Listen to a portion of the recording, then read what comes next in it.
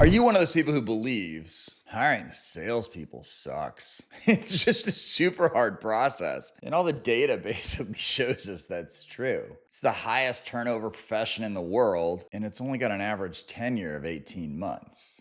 I mean, from a company perspective, that's gotta hurt, because that just means you're bleeding money each time you try to hire a seller. So in this video, I'm gonna share with you 5 unconventional hiring tips to build a sales team filled with only top earners. These strategies go well beyond the corporate norm, and they're gonna revolutionize the way you approach sales hiring. Because what I can tell you is this, is that most companies stick to the same old hiring methods. Yet they wonder why they can't build a team of top performers. And that's partly because they don't acknowledge the fact that, you know what? Sales is very different than being an accountant or an engineer. So if you want different results, then you absolutely need to take a different approach when it comes to how you hire salespeople. And this is one of them that I'm gonna show you today. Are you tired of hiring salespeople that just don't deliver? We often hear that sellers are better at selling themselves in the interview than they are at actually selling the products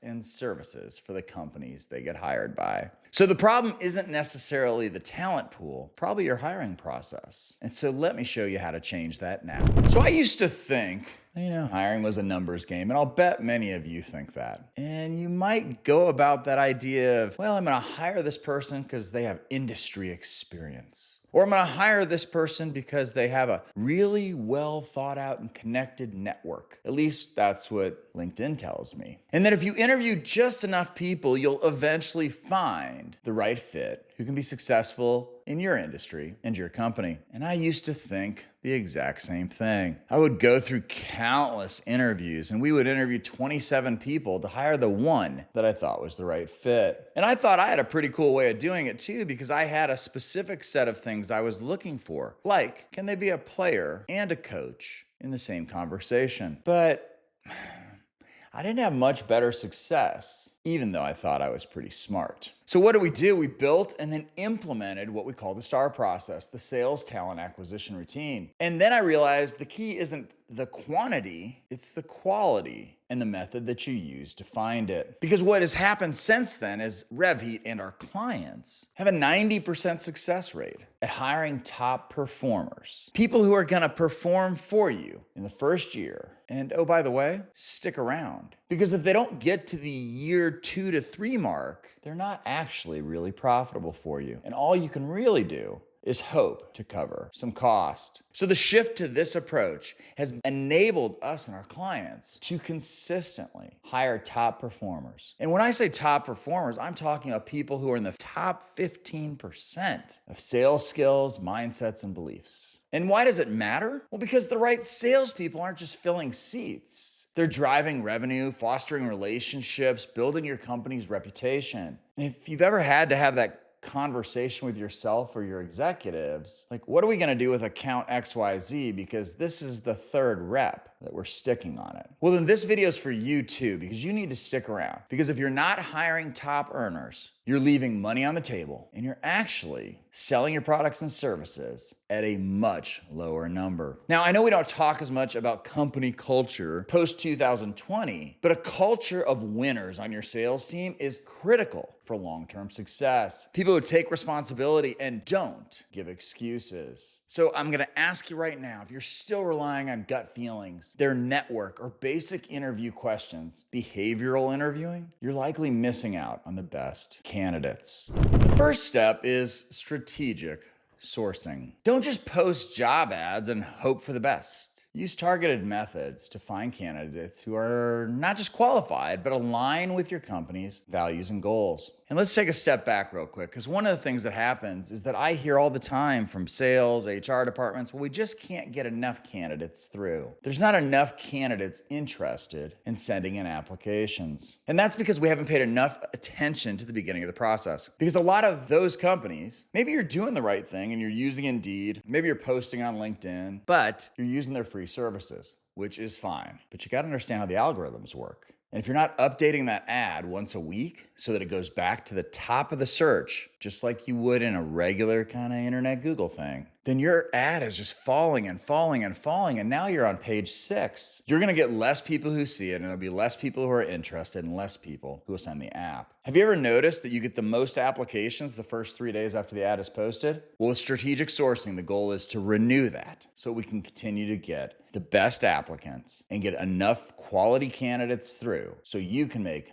the fantastic choices and be able to hire the right people. Next, use the STAR phone interview to filter out candidates early. This step is absolutely crucial for identifying who has the right mindset and potential before you invest more time in them. The way that we do the phone interviews, it's a 10-minute interview. And that 10-minute interview happens after they've passed a sales-specific assessment. So our sales-specific assessment actually measures the 21 core selling competencies. And we're able to determine before talking to a candidate whether or not they have the ability to be successful in our industry and our role. From there, we invite them to a 10-minute interview. And that 10-minute interview has an objective scorecard. And so we're scoring the answers that come through so we have consistency regardless of who conducts the interview. So we want to focus on quick type behavioral and situational answers because we want to assess the candidate's potential fit very quickly so we understand whether or not to move them on to the next part of our process in the very first interview. The third tip is you've got to use the first interview to dig deeper. Don't just ask about their experience, but really get after it. Explore how they've applied their skills in real world situations. You have to understand how to read a resume to do this and where the gaps are in the logic on the resume. Understand that we call the first interview the pressure interview. Let me ask you a question. At what point in your sales hiring process do you make the sales rep perform? Because sales is a just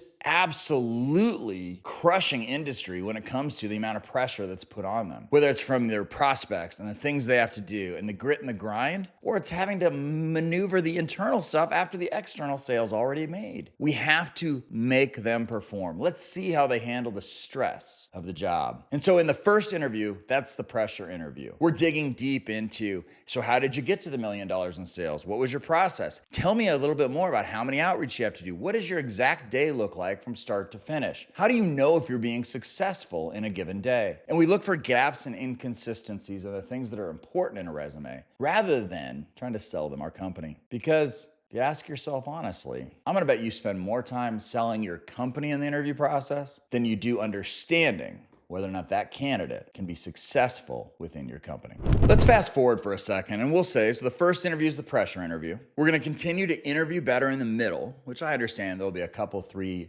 additional interviews beyond that. But then there's the final interview. And during the final interview, that is when you finally focus on cultural fit. This is where you ensure that the candidate's values align with your company's culture and that they will thrive in your environment. The final interview isn't just to confirm skills, but we also want to make sure that they're compatible. But as you'll see, it's the final interview. Because before the final interview, we need to be testing skills. We need to be discussing skills. We need to be figuring out whether they can do the thing that needs to be done. So focus on cultural fit during the final interview, but not before. Let's make sure that they actually have the skill sets to be successful for you.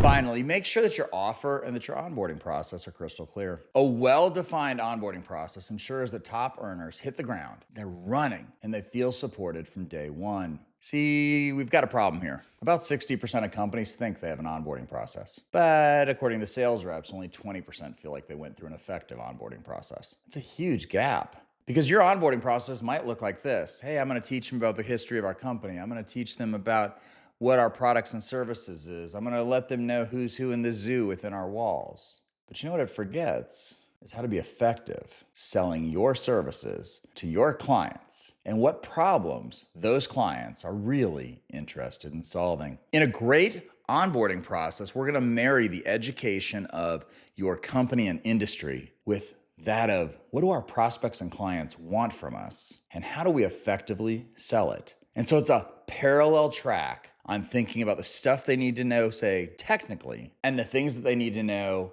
about how to sell it. Are you making them a better consultative seller? Are you teaching them things about how to find business needs and motivation? Because That parallel track is how you build an effective onboarding program, because an effective onboarding program will actually cut 35% off the amount of time it takes to get to their first deal. So if you've had troubles and you're seeing that reps aren't getting to their first deal for 9 months because you're in a complex sales cycle, how great would it be if their first deal happened at 6 and their third happened at 9? The onboarding program is something that's largely ignored by many, and it's a place you can stand out and differentiate and make sure that your top earner you hired stays with you and has a chance to actually be impactful. So to recap, the 5 unconventional hiring tips to build a sales team of top earners are strategic sourcing, the STAR 10-minute phone interview, going deep in that first interview, focusing on cultural fit in the final interview, and clear onboarding to set them up for success.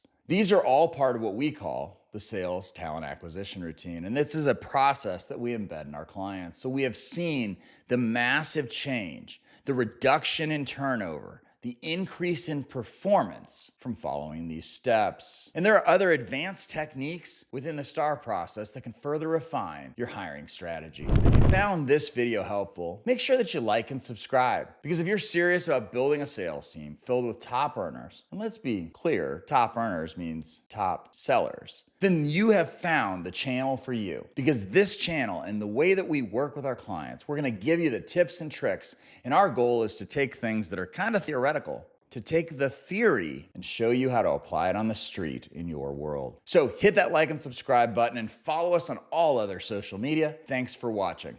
I'll see you on the next one.